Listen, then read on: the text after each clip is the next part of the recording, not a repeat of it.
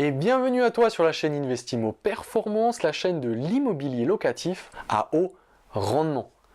Aujourd'hui, je vais te partager une histoire qui m'est arrivée il y a 3 mois. Une histoire qui m'a permis vraiment de me poser les bonnes questions et de pouvoir vraiment progresser dans mon parcours d'investisseur. J'espère que cette histoire pourra vraiment te donner des clés, des points précis sur lesquels tu pourras progresser sur tes futurs projets et même sur les projets immobiliers en cours.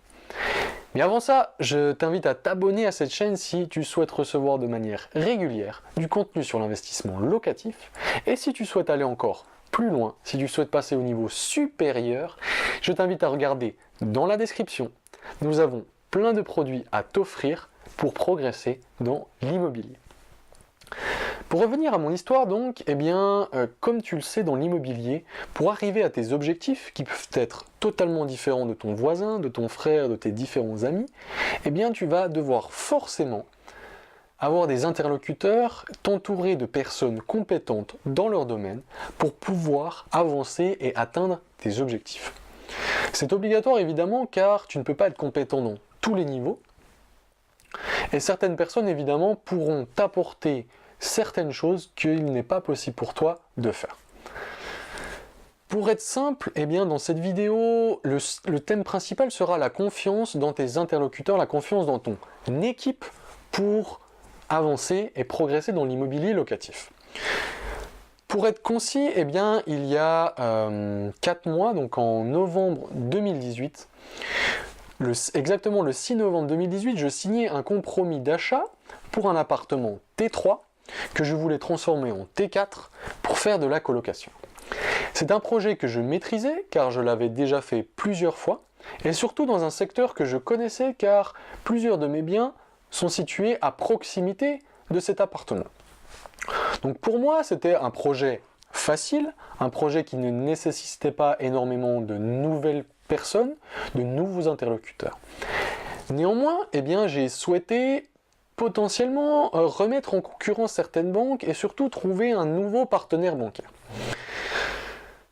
Pour ça, c'est très simple, comme j'ai dit dans plusieurs vidéos, comme mon associé l'a dit aussi dans la vidéo sur les courtiers, la chose la plus simple, c'est d'aller voir un courtier. Le courtier aura donc plusieurs banques, plusieurs partenaires sur lesquels il pourra proposer ton dossier et avoir vraiment les meilleures offres. Alors comme d'habitude, j'ai tout planifié de manière très claire. Je signais donc le compromis le 6 novembre 2018. J'avais rendez-vous chez le courtier le 7 novembre 2018 avec mon dossier complet.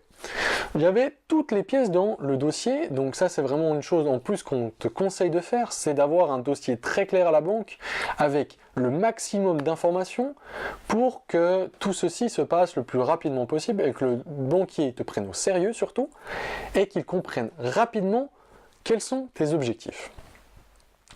Le dossier était donc chez le courtier le 7 novembre 2018. Les choses se passent, le courtier avait très bien compris ce que je souhaitais, donc ça c'était vraiment quelque chose de très positif. 10 jours plus tard à peu près, donc aux alentours du 17-18 novembre, je reçois une proposition via le courtier de la Banque Populaire. Une proposition qui m'allait parfaitement. On parlait d'un crédit sur 20 ans, avec un taux de 1,5% fixe, avec un différé de 12 mois, et surtout avec 0 € d'apport. Même pas les frais de garantie. 0 € d'apport. Pour moi, c'était vraiment une super offre. Je n'ai pas hésité, je dis, écoutez, on y va, banco, on va chez cette banque. Donc la suite du process, elle est très simple, je te la résume rapidement, c'est que tu dois prendre rendez-vous avec la conseillère ou le conseiller pour pouvoir ouvrir le compte, signer les différents papiers au niveau des assurances, et ensuite le dossier part en édition, s'il est accepté évidemment. Donc je laisse faire, je me suis dit, la conseillère va me recontacter pour fixer un rendez-vous. 1 semaine, 2 semaines, 3 semaines. Au bout de 3 semaines, toujours pas de nouvelles. On relance, mais toujours pas de nouvelles. On arrive quand même à avoir un rendez-vous. Le problème, c'est que ce rendez-vous est déjà mi-décembre.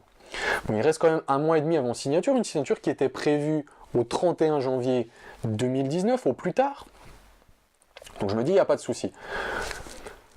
Eh bien, par contre, ce qui est étonnant, c'est que lors du rendez-vous, eh bien, j'ai seulement signé les papiers d'assurance, même pas l'ouverture de compte. Là, on s'est déjà dit, on s'est regardé avec le courtier, on s'est dit, là, il y a un problème. Effectivement, c'était le cas. La conseillère était vraiment incompétente. Soit elle ne savait pas gérer ses priorités, soit elle était toute nouvelle dans le métier. Et ce qu'il faut savoir aussi, c'est qu'il y a des périodes plus ou moins propices à faire des demandes de crédit immobilier. Je ne vous le cache pas, en fin d'année, avec les fêtes, le nouvel an, les congés, Noël, etc., eh bien, ce n'est pas une période propice. Alors évidemment, ce rendez-vous est un petit peu houleux, et on se rend compte que le dossier part donc en acceptation quand même, et on se rend compte qu'en début d'année, eh bien déjà, alors que je devais présenter une offre chez le notaire, une offre donc de la banque, une offre de prêt, le 4 janvier au plus tard, eh bien on se retrouve à avoir une caution, une société de cautionnement qui refuse le dossier, déjà 2 mois après la signature du compromis. Donc ça c'était vraiment un gros problème parce que la panique maintenant, qu'est-ce qu'on fait? J'étais allé voir seulement le courtier avait confiance en la banque avait l'air de dire c'est ok, donc il faut trouver une autre garantie. La banque a donc bien souhaité faire un privilège prêteur de deniers et une hypothèque pour garantir ce bien, mais le problème c'est que ça prend plus de temps, et le deuxième problème c'est que pour une hypothèque il est très rare de pouvoir mettre 0 € d'apport. Et aujourd'hui, donc 2 semaines plus tard, on me demande de mettre au moins les frais de notaire en apport, c'est-à-dire aujourd'hui 13 500 €. Donc évidemment pour moi c'est un problème, je suis pris au piège car je ne suis pas allé voir d'autres banques, qui est potentiellement mon erreur, mais je n'ai surtout pas assez fait le suivi auprès de cette banquière qui vraisemblablement ne connaissait pas son métier. Comme je vous l'ai dit, je devais signer le 31 janvier 2019 au plus tard.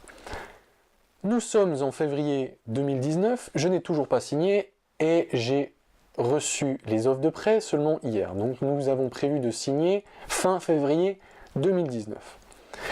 Résultat des opérations, nous signons avec 1 mois de retard. Je me rends compte que la conseillère n'est pas compétente et surtout j'ai dû sortir plus de 13 000 € de ma poche qui n'était pas prévu à la base.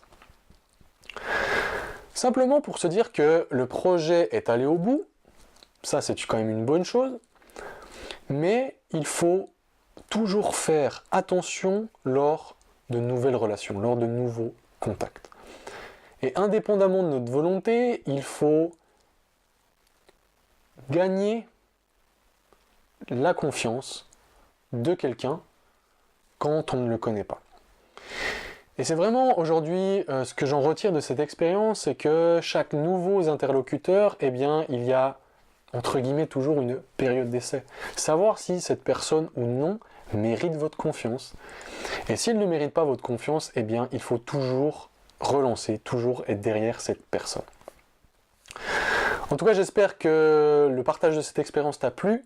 J'espère que tu as compris des choses. J'espère que tu mets maintenant en connaissance de savoir que dans l'immobilier, eh bien, beaucoup d'interlocuteurs sont nécessaires à avancer.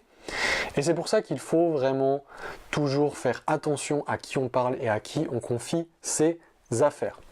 En tout cas, n'hésite pas encore à t'abonner. Si cette vidéo t'a plu, n'hésite pas à la liker ou même commenter si tu as des questions ou si des choses n'ont pas été claires.